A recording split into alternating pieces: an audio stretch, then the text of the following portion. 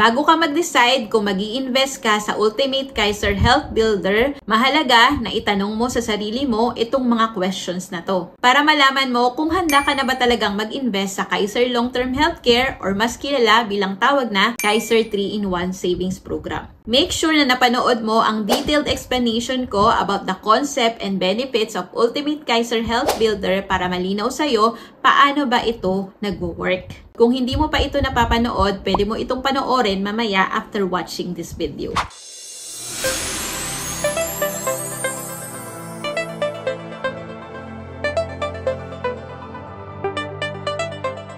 Question number 1. May ipon ba ako kung sakaling bigla ako magkasakit pagtanda? Hindi natin alam kung kailan darating ang emergency medical expenses. Kung wala kang ipon para dito, baka mawalan ka ng panggastos or mapilitang mangutang. Ang ibang healthcare plans hanggang 60 or 65 lang ang coverage. Pero ang Ultimate Kaiser Health Builder, long-term ang healthcare benefit. Imagine sa panahon na mas kailangan mo ng medical coverage during your senior years, andun pa rin ang Kaiser para sa'yo. Siguradong meron ka magagamit kahit hindi na available ang ibang healthcare plans by that time. Kung sa tingin mo kaya mo mag-ipon para sa emergency hospital bills, okay yon. Pero kung hindi mo sure kung kaya mo bang magtabi agad ng malaking halaga for hospital needs, Ultimate Kaiser Health Builder can be your fallback. Hindi mo kailangan mag-worry kung saan mo kukunin ang pambayad because Kaiser will take care of it. Ultimate Kaiser Health Builder provides a safety net para sa mga biglaang gastusin sa ospital pagtanda. The question is, ready ka na ba sa mga surprise expenses na ganito? Question number 2. Paano ko haharapin ang mga health-related expenses pag retire na ako? Ang healthcare does not include only hospitalization and check-up. Kasama na din dito yung pasahod na ibibigay mo sa mga tao na mag-aalaga sa'yo kung hindi mo na kayang kumilos. Pasahod sa mga taong gagawa ng mga bagay na hindi mo na kayang gawin tulad ng paglalaba, paglilinis, pagluluto, o baka pagdating ng araw, hindi mo na rin kayang maligo mag-isa.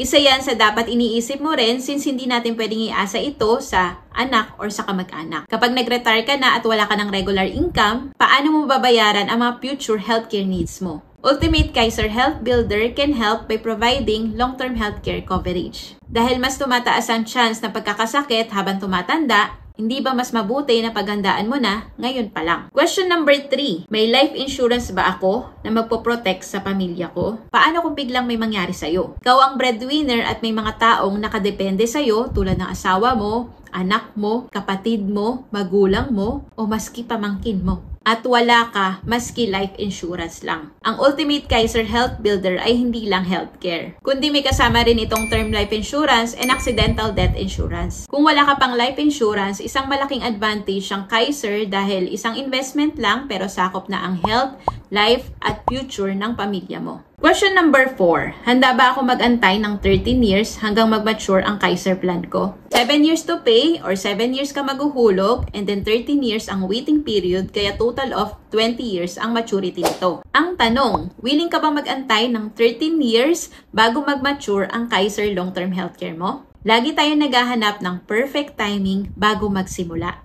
Pero minsan, dahil sa kakaantay natin ng perfect timing, naiiwanan na tayo. Ang panahon, mabilis lang yan. 2012, nung nagsimula ako sa unang Kaiser plan ko, sa Kaiser Long-Term Healthcare, and ngayon, magpo-40 years old na ako. And 3 years from now, magmamature na yung unang Kaiser plan na kinuha ko. Siguro napapaisip ka, parang 15 years pa lang yon. Kasi yung unang plan na nakuha ko is 5 years to pay and 10 years waiting period. Kaya kumuha ulit ako ng another Kaiser plan last April para madagdagan yung healthcare coverage ko. Kung handa ka na ngayong magsimula, huwag ka nang magpatumpik-tumpik pa. Sa Ultimate Kaiser Health Builder, the earlier you start, the better it works for your future. Question number 5. Makakayanan ko ba ang biglaang medical expenses ng pamilya ko? Minsan, hindi lang sarili natin yung iniisip natin, kundi pati rin ang pamilya. Paano kung isa sa mga mahal mo sa buhay ay biglang magkasakit? At ikaw lang ang inaasahan nila. Isipin mo, kung hindi mo sila kukunan ng Kaiser Long-Term Healthcare,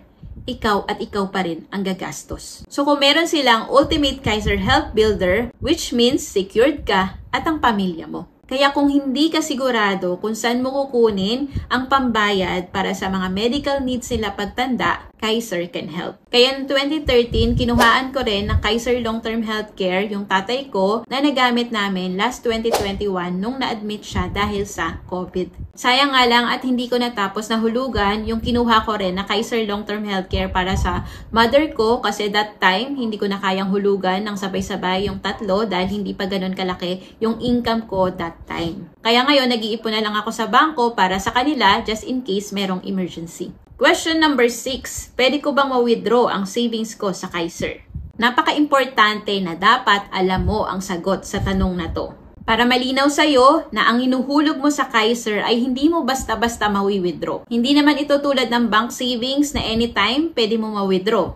Anytime pwede mo makuha. Ano ba ang purpose nito? This is a long-term healthcare. So, hindi ito savings sa bangko. Parang nag-iipon ka para sa long-term healthcare mo pagtanda. Hindi mo mawi-withdraw o marirefund ang nahulog mo for 7 years ng buo during paying period at extended period or in short, during 20 years. Kaya importante na dapat malinaw sa'yo to at committed ka na matapos na hulugan yung 7 years at mag-aantay ka ng 13 years bago mag-mature ang Kaiser mo. Kasi on the 20th year, dun pa lang magiging good as cash ang savings mo sa Kaiser. Nasa iyo na kung i-withdraw mo ang 100% na maturity value mo on the 20th year, pero syempre, terminated na rin yung Kaiser plan mo. Wala ka ng benefit. At hindi ka na covered na mga accredited hospitals and clinics. Pwede din naman 50% i-withdraw mo, and then yung 50% iwan mo na posible pa rin mag-earn ng interest up to 10% every year. Pwede rin naman huwag mong kunin at hayaan lang yung maturity value dun sa Kaiser at posible pa rin itong mag-interest. Lalo na at hindi mo pa naman kailangan ng cash. Ginagawa ito ng mga tao na nakapag-start sa Kaiser during 20s pa lang. At syempre, ano ba ang purpose nito? Di ba yung meron tayong magagamit na healthcare kapag nagkasakit tayo or kailangan natin ma-admit sa hospital pagtanda natin?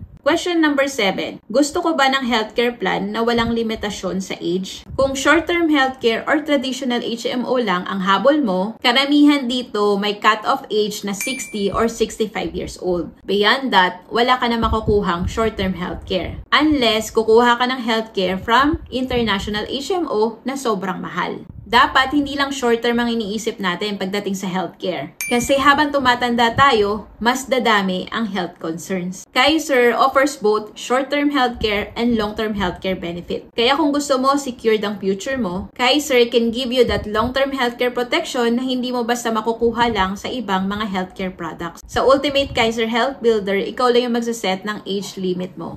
Halimbawa, nag-mature ang Kaiser long-term healthcare mo ng 60 years old at nag-retire ka na at hindi mo kinuha yung maturity value na yon. Kahit beyond 65, 70, 80 until 100 years old, covered ka pa rin. As long as may pondo o laman pa ang Kaiser long-term healthcare mo. Halimbawa, ang maturity value ng Kaiser long-term healthcare mo ay umabot na ng 1 million. Tapos, hindi mo nagagamit, then nag-accumulate ito, nag-i-interest pa, umabot ito ng 2 million, tapos na hospital ka, ang bill sa hospital is 200,000, ibabawas lang yun doon sa pondo mo, sa Kaiser mo. Yung remaining, pwede mo pa magamit sa mga susunod pa na mga healthcare needs mo. Hindi ba mas okay yun? Knowing na covered ka kahit kailan mo kailanganin. Kapag nasagot mo na ang mga tanong na ito, malalaman mo na kung kailangan mo ba talaga ng Ultimate Kaiser Health Builder. The best time to start is now. Huwag mo na antayin na senior ka na bago ka maghanda. If you want to know more about Kaiser, meron akong detailed explanation ng concept and benefits ng Ultimate Kaiser Health Builder. Panoorin mo itong video na nakikita mo sa screen. Ilalagay ko rin yung link dito sa taas ng video. Panoorin mo yan after watching this video. Kung gusto mo naman na mag-request ng free quotation para pwede mong pag-aralan, ito lang yung puntahan mo na link, makikita mo dito sa screen. At kung gusto mo naman na mag-apply dahil malinaw na sa'yo paano ba nag-work ang Kaiser at ready ka na magsimula, ito yung link na pupuntahan mo. Lahat ng link na yan, ilalagay ko sa description at sa comment down below. Ilalagay ko na rin yung video guide paano ka makakapag-apply using my link. Nakatulong ba ang video na to sa'yo? I appreciate if you comment kind words below at i-share itong video na to sa mga mahal mo sa buhay like your family and friends. Para matulungan din natin silang makadecide by asking these 7 questions bago magsimula sa Ultimate Kaiser Health Builder or Kaiser Long-Term Healthcare. Kung marami kang natutunan sa video na to, sigurado ako na makakatulong sa'yo itong mga videos na nakikita mo sa screen. Yan ang next na panoorin mo. Always remember to learn new things every day, do what you love, and enjoy life. See you again in another video.